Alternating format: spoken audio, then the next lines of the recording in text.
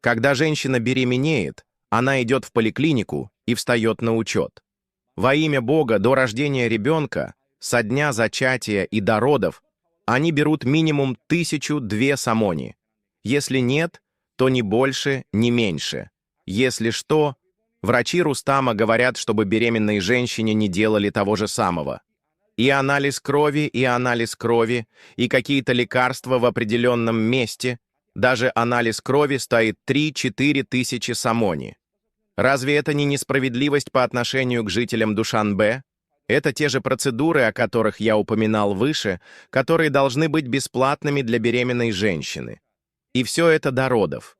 Если она не прошла эти процедуры, беременную женщину не примут в роддом.